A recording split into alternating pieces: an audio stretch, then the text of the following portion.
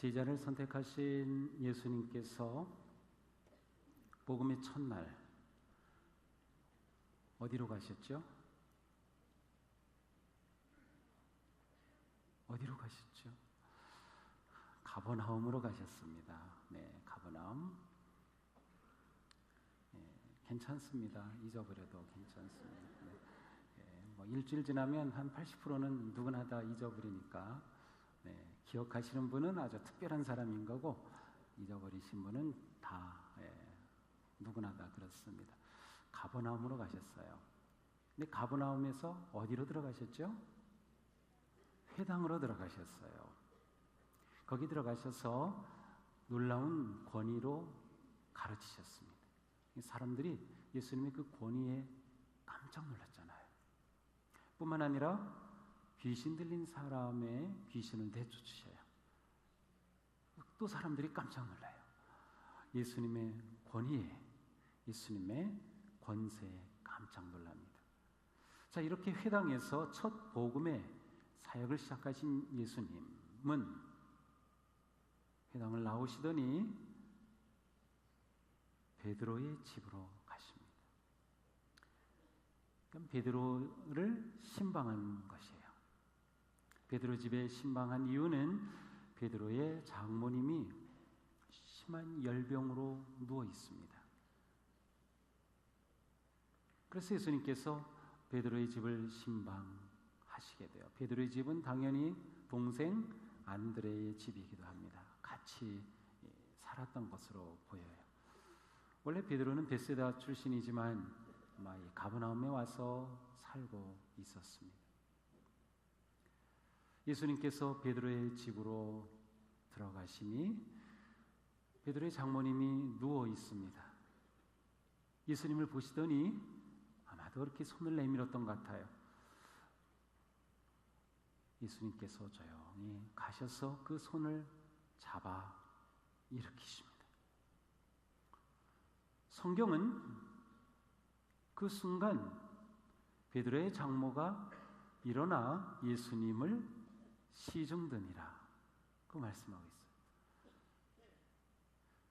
베드로의 장모님이 일어나서 예수님을 시중들었다는 것은 예수님이 그를 잡아 일으키시는 순간 즉각적으로 병이 깨끗이 나았다는 것을 증명하는 사실이에요. 예수님께서 잡아 일으키시자 깨끗이 났어요. 그러니 그 순간 이 베드로의 집에 얼마나 기쁨이 넘쳤겠어요. 야, 예수님이 우리 집에 오셔서 우리 어머님을, 우리 장모님을 고쳐주셨구나. 기쁨이 넘치고 소망이 넘쳤을 거예요. 그렇게 되면서 그날 하루가 저물어 갑니다. 날이 저물어 가고 있습니다. 예수님이 그날 하루 복음의 사역을 시작하셨고 회당에서 놀라운 권위를 보여주셨고 치유, 귀신을 쫓아내셨고 이제는 베드로의 장모님까지 고쳐주시면서 하루가 지납니다. 이제 이렇게 하루를 잘 마감하면 아주 멋진 그러한 복음 사역의 하루로 기록될 것 같습니다. 그런데 오늘 말씀을 보니까 우리를 또 한 번 놀라게 합니다. 32절입니다. 해가 져서 날이 저물 때에 사람들이 모든 병자와 귀신 들린 자를 예수님께 데리고 왔어요. 날은 이미 저무는데 사람들이 예수님께 병든 사람, 귀신 들린 사람을 다 데리고 온 겁니다. 예수님이 치유하셨다는 소문이 그냥 쫙 퍼진 거죠. 귀신을 내쫓았다는 그러한 소문이 퍼진 거죠. 우리도 예수님께 좀 가자. 복음을 선포한 첫날부터 예수님은 많은 사람들에게 그들이 찾아야 할, 만나야 할 분이 되었어요. 갑자기 베드로의 집 앞에 마당에 많은 사람들이 모여들었습니다. 웅성웅성거립니다. 예수님 어디 계시냐고 우리 좀 고쳐달라고 하면서 귀신 들린 사람까지 왔으니 뭐 소란스러웠겠죠. 막 베드로의 집에 앞마당이 그냥 소란해졌습니다. 아마도 베드로와 안드레는 예수님에게 귓속말을 했을지 몰라요. 선생님, 벌써 날이 저물었는데 여기 온 사람들을 돌려보낼까요? 내일 와서 예수님 만나면 되지 않겠습니까? 예수님께서는 무슨 소리? 모여든 사람을 향해 예수님이 다가섭니다. 그들을 향해 다가오시는 예수님의 얼굴을 한번 상상해 보세요. 어떤 얼굴인가요? 하루 종일 사역하시느라고 막 피곤한 얼굴일까요? 아니면 아유, 나 좀 쉬고 싶은데 왜 올려왔지? 짜증스러운 얼굴일까요? 아니, 그렇게 상상이 되질 않죠. 예수님의 얼굴은 가만히 이렇게 생각해 보면 이렇게 아파서 귀신 들려온 사람들을 향한 긍휼히 여기는 마음, 그리고 그들을 향한 사랑에 넘쳐서 그 얼굴이 사랑으로 빛났을 것 같아요. 그 예수님이 사람들에게 다가오시더니 한 사람 한 사람 만져줍니다. 거기 바로 김 집사님도 있는 거 아세요? 박 권사님도 지금 거기에 있어요. 만져주세요. 병이 낫고 귀신이 쫓겨납니다. 아니, 병이 나면 사람들이 가만히 있나요? 좋아가지고 어쩔 줄 몰라 하죠. 와, 낫다고 소리치고 잘 걷지 못하는 사람이 있었다면 뻥충뻥충 뛰면서 이것 보라고 막 외쳤을 거예요. 순식간에 베드로 집의 앞마당은 사람들의 기쁨의 환호가 넘쳐나는 그러한 천국이 되었어요. 예수님이 천국의 주인으로 오시니 그곳이 하나님의 나라가 된 거지요. 회복과 치유가 일어나고 기쁨이 넘치는 놀라운 장소가 되었어요. 그렇게 아마 밤이 깊어갔을 겁니다. 거기 왔던 모든 사람들 다 예수님을 만나고 고침을 받고, 귀신을 쫓아낼 때에는 역시 이번도 똑같아요. 예수님을 다 알아보는 거예요. 그래서 예수님이 함구령을 내리십니다. 아무에게도 말하지 말라. 이 함구령은 이 마가복음, 마태복음에서 아주 특별한 의미를 가지고 있어요. 우리가 오늘은 함구령을 볼 시간은 없는데 곧장 44절 5절에도 나오고 또 3장에도 나오고 5장에도 나오고 9장까지 나옵니다. 함구령에 대해서 좀 볼 시간이 있을 거예요. 예수님이 함구령을 내리실 때마다 그것은 예수님의 정체성, 예수님이 누구신가와 관계되어 있어요. 이 귀신들은 예수님이 하나님의 아들이신 것을 알아요. 그런데 예수님께서는 그걸 말하지 말라는 거예요. 그런데 마가는 그럼에도 불구하고 예수님의 소문이 퍼져나갔다고 기록하고 있어요. 예수님께서 이 땅에 오셔서 복음을 선포하시고 하나님의 나라가 가까이 왔다 선포하신 예수님이 임하시는 곳에 예수님의 소문은 막을 수 없이 퍼져나갑니다. 복음이 퍼져나가죠. 희망이 퍼져나가죠. 하나님의 나라의 기쁜 소식이 퍼져나가고 있어요. 마가는 이런 것을 기록하면서 굉장히 흥분됐을 것 같아요. 야, 우리 주님께서 가시는 곳마다 이 놀라운 역사들이 일어나고 소문이 퍼져나가는 말이죠. 예수님의 하루는 이렇게 밤늦게까지 이어지고 드디어 예수님의 복음사역의 첫날이 저물었습니다. 그날 잠자리에 들었던 예수님의 제자들, 어떤 느낌이었을까요? 야, 우리가 예수님을 따라오길 정말 잘했다. 우리 예수님이 이런 분이셨어? 우리가 정말 선생님을 잘 따라왔지.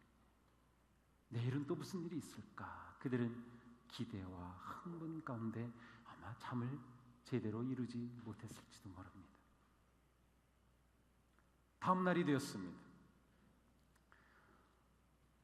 예수님이 해도 뜨기 전에 피곤하셨을 텐데 일어나시더니 한적한 곳으로 가십니다. 외딴 곳, 광야로 나가셨어요. 예수님의 이러한 행동은 같이 잠을 잤던 제자들에게 놀라운 모습으로 다가왔을 겁니다. 아니, 예수님이 뭘 하시는 거야? 왜 이렇게 일찍 일어나시지? 그리고 아마 예수님의 뒤를 살살 따라갔는지 몰라요. 예수님은 한적한 곳으로 가시더니 그곳에서 기도하십니다. 전날 힘들고 피곤하게 사역을 하셨을 텐데 다음날 이런 새벽에 새벽 기도를 하셔요. 하나님께 기도를 합니다.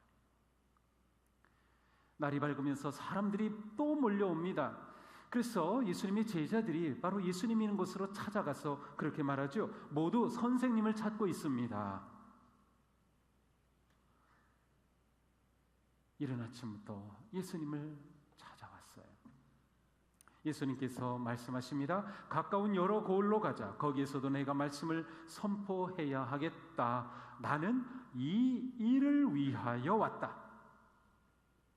오늘 본문에서 예수님의 이 말씀이 아주 중요합니다. 나는 이 일을 위하여 왔다. 예수님은 그날도 다음 날도 갈릴리 고을을 다니시면서 사람들에게 가시고 그들에게 말씀을 선포하시죠. 천국 복음을 선포하십니다. 바로 그 일을 위해서 오셨기 때문이죠. 자, 제자들이 예수님과 함께 사역을 시작하였고 예수님은 놀라운 첫날의 사역을 보여주셨습니다. 그리고 둘째 날이 시작이 되었어요. 제자는 예수님을 따르는 자라고 했어요. 예수님이 하시는 모든 말씀, 예수님이 하시는 모든 행위, 예수님이 하시는 모든 일거수일투족은 100% 제자들에게 본을 보이시는 스승의 가르침입니다. 그러니까 예수님의 말씀 하나가, 예수님의 행동 하나하나가 제자들에게 지금 새겨지는 겁니다. 아니, 우리들에게 지금 새겨지는 거예요. 우리가 지금 예수님과 함께 복음 여행을 떠났잖아요. 우리는 예수님을 유심히 관찰합니다. 예수님이 하시는 말씀을 귀 기울여 듣습니다. 그리고 그 가르침을 잘 흡수하는 거죠. 좋은 제자는 스승을 잘 따라합니다. 그러니 유심히 관찰해야 되는 겁니다. 집중해서 들어야 하는 것이죠. 예수님이 이 말씀을 하셨을 때 제자들은 귀가 쫑긋했을 겁니다. 내가 이를 위하여 왔다. 내가 이 땅에 온 목적은 이것이다. 나는 이것 때문에 이 세상에 왔고 내가 하는 이 모든 일은 바로 이것 때문이다 라고 말씀하신 거죠. 바로 여기에는 예수님의 이 땅에 오신 목적, 그리고 예수님이 하시는 모든 복음 사역의 방향이 나와 있습니다. 내가 이 일을 위하여 왔다. 예수님을 따르는 제자의 삶에는 목적과 방향이 아주 중요합니다. 목적과 방향이 분명해야 참된 제자가 될 수 있어요. 예수님이 하신 모든 것은 100% 의도적인 것입니다. 제자들에게 본을 보여주시는 거예요. 나를 따른다는 것은 바로 이러한 목적을 가지는 거다. 이러한 삶의 방향을 가지는 것을 가르쳐 주시는 거예요. 예수님은 목적이 분명한 사역을 하셨습니다. 예수님이 이 땅에 오셔서 단 한 번도 이 목적을 잊으신 적이 없어요. 예수님은 곳곳에서 내가 이 일을 위하여 왔다. 내가 이 일을 하려고 한다. 분명하게 선언하고 계십니다. 그러므로 예수님이 치유하시고 귀신을 내쫓으시는 것조차도 그 일을 통하여 예수님이 전하시고자 하는 복음의 능력이 드러나는 겁니다. 복음이 증거되는 거죠. 치유는 복음을 증거하는 예수님의 목적을 위한 하나님이 사용하시는 방법인 거죠. 치유 자체가 목적이 아니라 치유가 복음의 역사를 드러내는 겁니다. 복음은 치유하는 능력이 있음을 나타내는 거죠. 그런 기적과 치유를 통하여 복음을 드러내는 것, 전하는 것, 선포하는 것, 하나님의 나라를 보여주는 것, 그것이 예수님이 오신 목적이었습니다. 구원의 복음을 선포하는 것, 바로 예수님은 그 목적을 한 번도 놓치지 않으셨어요. 우리가 예수님을 따른다고 하면 우리에게 제자로서 목적이 분명해야 합니다. 우리의 방향이 분명해야 되죠. 방향이 분명하지 않으면 아무리 열심히 한다고 해도 그것이 무의미할 수가 있어요. 방향은 본질과 연결이 되기 때문이에요. 방향을 놓치면 삶의 본질을 놓칠 수가 있습니다. 우리가 아무리 열심히 살아도, 아무리 우리가 빨리 달려도, 우리가 아무리 높이 올라가도 방향을 잃어버린다면 그것은 허무한 삶이 되고 맙니다. 자, 그런데 목적이 중요하지만 더 중요한 것은 바른 목적. 방향이 중요한데 이 방향이 바른 방향이냐가 더 중요한 거예요. 왜냐하면 이 세상에 많은 사람들은 다 나름의 방향이 있어요. 나름의 목적을 가지고 살아요. 그런데 과연 그 목적이 분명하냐? 우리는 예수님의 제자로서 바른 목적을 가지고 사느냐를 물어봐야 하는 것이에요. 지난 한 주 동안 뉴스도 보지 않고 볼 수도 없었고 아무것도 TV도 보지 않았고, 그리고 딱 한국에 오니까 그 청문회 하는 그 뉴스가 가장 많더라고요. 버닝썬 그 승리 사건도 있고. 그런데 그 많은 것들, 그 많은 사건들, 참 슬프게 하는 그러한 일들을, 그것은 전부 목적이 잘못되었기 때문입니다. 그 사람들은 목적이 잘못된 인생을 살았기 때문에 열심히 살았죠. 열심히 부동산 투기했죠. 목적이 잘못된 거예요. 나라의 지도자가, 정치인들이 목적이 잘못되면 국민이 고통스러운 거예요. 목적이 중요해요. 바른 목적이 중요해요. 제자가 바른 목적을 가지느냐, 제자가 바른 방향으로 가고 있느냐는 가장 중요한 것입니다. 이날 예수님은 내가 이 일을 위하여 왔다라고 말씀하시므로 제자들에게 너희는 나를 따르는 제자로, 너희에게도 나는 이 일을 위해 삽니다, 나는 이 일을 위해 주님을 따릅니다라고 하는 목적이 분명해야 한다는 것을 가르쳐 주셨습니다. 그러면 예수님의 제자의 목적은 무엇입니까? 우리가 왜 예수님을 따르죠? 예수님을 따라서 어떻게 되겠다는 거죠? 그것은 한마디로 예수님을 닮는 것입니다. 우리가 예수님을 따르는 목적은 예수님을 닮는 것. 따름의 의미를 우리는 이미 봤어요. 예수님을 앞세우는 것, 그리고 앞에 가시는 예수님을 따라하는 것, 본받는 것이라고 했어요. 그것이 제자가 할 가장 중요한 일입니다. 예수님을 닮는 것. 이것이 우리의 제자로서의 목적입니다. 사도 바울은 에베소서 4장 13절 15절에서 이렇게 말씀합니다. 우리 모두가 하나님의 아들을 믿는 일과 아는 일에 하나가 되고 온전한 사람이 되어 그리스도의 충만하심의 경지까지 다다르게 됩니다. 그 다음 우리 같이 읽어봅니다. 우리는 사랑으로 진리를 말하고 살면서 모든 면에서 자라나서 머리가 되시는 그리스도에게까지 다다라야 합니다. 아멘. 우리는 그리스도에게까지 다다르도록 그리스도로 온전히 닮도록 부름을 받았어요. 예수님의 제자는 예수님을 닮는 사람이에요. 내가 예수님의 제자인데 세상을 닮으면 안 됩니다. 내가 예수님의 제자인데 세상의 다른 지도자를 닮으면 안 됩니다. 예수님의 제자는 예수님을 닮는 거예요. 예수님만큼 잘하는 거예요.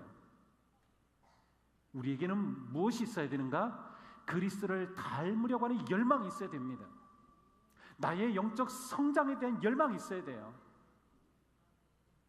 그래서 말씀을 배우려고 하는 열망, 무엇인가 예수님을 닮기 위해서 예수님을 알려고 하는 열망이 우리 가운데 있어요. 이것이 제자로 하여금 제자 되게 하는 것이에요. 정말 중요한 일이에요. 우리에게 그런 열망이 있나요? 정말 예수님을 닮고 싶어. 예수님을 닮는 게 내 소원이야. 어떻게 예수님을 닮을 수 있지? 정말 예수님을 닮고자 하는 열망이 우리에게 있는가? 목적이 분명하셨던 예수님은 이른 아침 해도 뜨기 전에 한적한 곳으로, 외딴 곳으로 가셔서 기도하셨습니다. 예수님에게 있어서 그 목적을 향해 나아가는 그 복음의 사역에 있어서 가장 중요한 것이 기도였습니다. 예수님께는 기도 전략이 있었습니다. 목적을 향해 가는 성도에게, 제자에게 가장 우선되어야 할 것이 기도입니다. 예수님은 기도를 우선순위에 두셨어요. 하루의 삶의 시작 전에 하나님께 나아가 기도하신 예수님. 무엇이 우선순위인가를 잘 보여주시는 거예요. 우선순위는 다른 게 아니에요. 먼저 해야 할 것을 먼저 하면 되는 거예요. 예수님께는 기도가 먼저 해야 할 것이었어요. 그래서 해도 뜨기 전에 기도를 하신 거죠. 제자에게 기도는 가장 먼저 해야 할 일입니다. 물론 기도만 한다고 다 되는 건 아니에요. 기도와 행동은 함께 가야 되지만 기도가 먼저입니다. 기도가 내 삶의 우선순위가 되도록 하는 것이 제자의 바른 태도인 것이죠. 왜 기도가 우선순위인가? 그것은 기도는 하나님과의 관계이기 때문에 그렇습니다. 기도에서 가장 중요한 것은 하나님과의 관계입니다. 우리는 기도하면 무엇인가를 구하고 하나님이 응답해 주시고 내게 이런 것 주세요, 저에게 이것 주세요, 막 그렇게 구하면 하나님이 도우시고 응답하시고 기도 응답 받았다, 막 그런 것이 우리에게 기도에게 떠오르는 많은 생각들인데 그 모든 것은 다 두 번째 것입니다.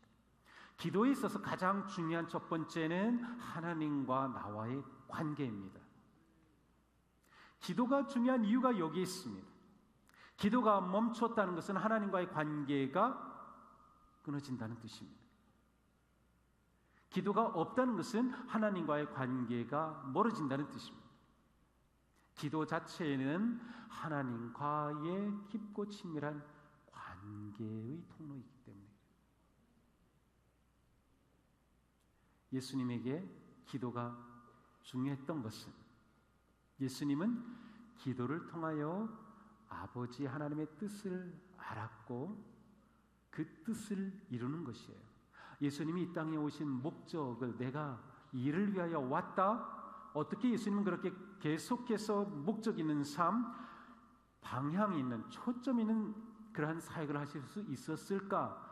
기도를 통하여 하나님의 뜻을 끊임없이 새겼기 때문이에요. 요한복음 5장 20절에 말씀합니다. 아버지께서 아들을 사랑하사 자기가 행하시는 것을 다 아들에게 보이시고 또 그보다 더 큰 일을 보이사 너희로 놀랍게 여기게 하시리라. 하나님께서는 아들 예수님에게 행하실 모든 것을 보여주셔요. 그래서 예수님을 통하여 그 일을 행하게 하심으로 많은 사람들이 이 놀라운 권위와 권세를 보게 하신다. 또한 예수님은 요한복음 8장 28절에서 말씀합니다. 내가 스스로 아무것도 하지 아니하고 오직 아버지께서 가르치신 대로 이러한 것을 말하는 줄도 알리라. 내가 말하는 것 내 말이 아니야. 아버지께서 내게 주신 거다. 예수님은 아버지와 완전히 하나이시오. 사실 예수님은 완전히 하나님 아버지와 한 분이시기 때문에 하나님께 어떻게 보면 굳이 물어볼 필요 없어요. 다 아셔요. 성부, 성령, 성자, 삼위 하나님은 완전히 하나이시기 때문에. 그런데 예수님은 인간의 몸을 가지신 구세주로 이 땅에 오셔서 하나님과 완전한 뜻을 소통하는 기도의 본을 보여주시는 것. 예수님께서 이 땅에 오신 그 목적을 이루어가는 가장 중요한 전략은 기도였다. 예수님이 이 모든 목적을 이루신 마지막 사건이 십자가 사건이죠. 그때 예수님이 뭘 하시죠? 기도하시잖아요. 아버지, 이 잔을 저기서 옮겨주실 수 없습니까? 이 죽음의 잔을 하지만 제 뜻대로 마시고 아버지의 뜻대로 하옵소서. 예수님은 그때도 여전히 기도하셨기 때문에 하나님께서 이 땅에 아들을 보내신 그 목적을 완수할 수 있었어요. 기도가 전략이다. 우리가 예수님의 제자로 살아가는 삶에서 기도는 이렇게 중요합니다. 기도 없이는 우리의 목적을 지켜갈 수 없기 때문에, 기도 없이는 우리의 방향을 지켜가는 것이 불가능하기 때문입니다.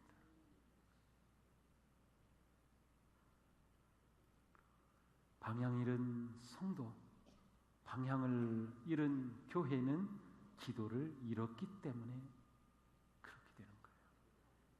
그러니까 우리가 기도를 아주 중요하게 여기고 기도의 우선순위를 둬야 되죠. 자, 제자의 목적, 우리의 목적은 무엇일까요? 우리가 제자로 부름을 받은 목적, 또 반복하는 것 같죠? 분명히 우리가 제자로 택함받은 목적은 예수님을 닮는 것이라고 했어요.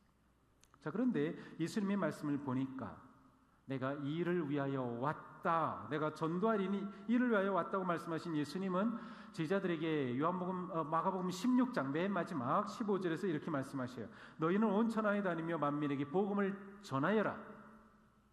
예수님이 내가 이것을 위해 왔다, 똑같이 너희도 온 천하에 다니며 복음을 전하여라 라고 사명을 주셔요. 이것이 제자의 목적입니다. 그러면 제자의 목적이 두 가지인가요? 예수님을 닮아가는 것이 목적인가? 또 하나 전도하는 것이 목적인가? 우리의 문제는 이 두 가지를 서로 나누어 놓는 데 있습니다.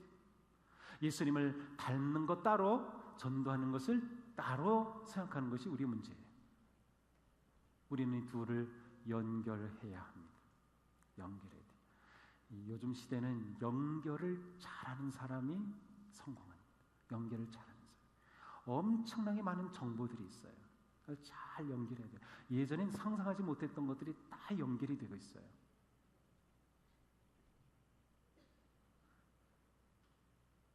예전에는 아주 간단하게 보면 식당에 가서 밥 먹는 거, 그거 따로 있었고, 인터넷에서 보는 거 따로 있었고, 전화하는 거 따로 있었어요. 근데 이제는 앱으로 가지고 주문하면 음식이 집으로까지 와요. 모든 게 다 해결이 되죠. 연결이 되었기 때문에 그래요.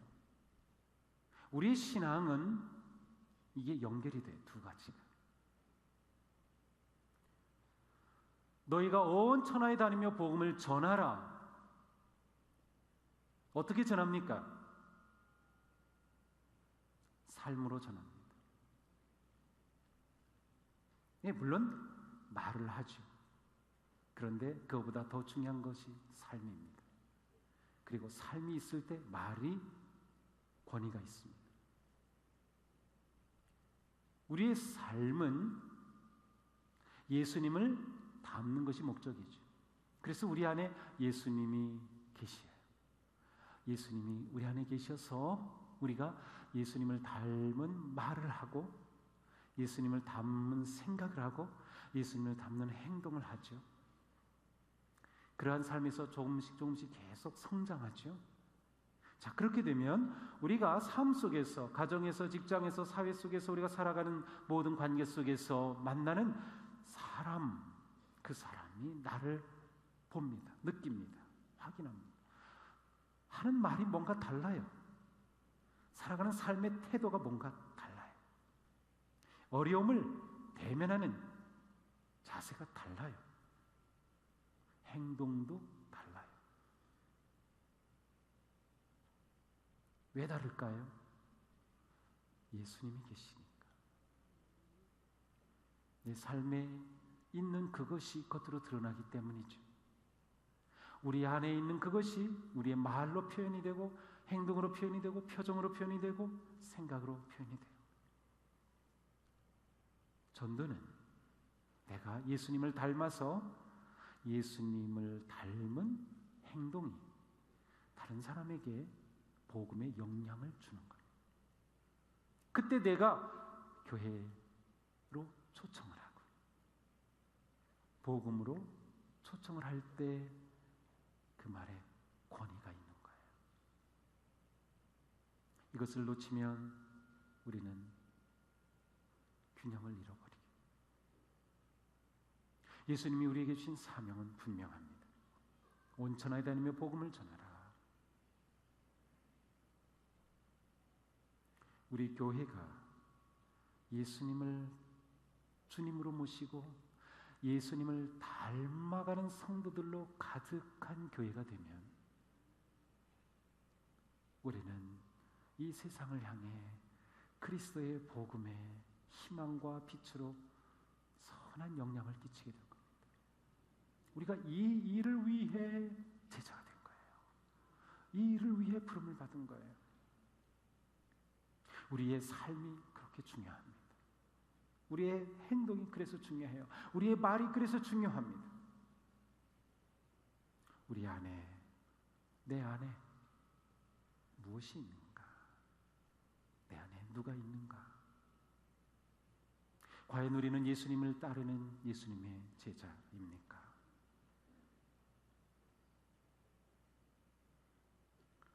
주님과 함께하는 복음의 여행, 이 여행을 통하여 우리는 예수님을 닮고 배우고 내 삶의 중심에 그분과 함께 예수님의 제자다운 삶을 살아내는 진정한 그리스도의 제자로 우뚝 설 수 있는 우리 모두가 되기를 주님의 이름으로 축복합니다. 기도하겠습니다.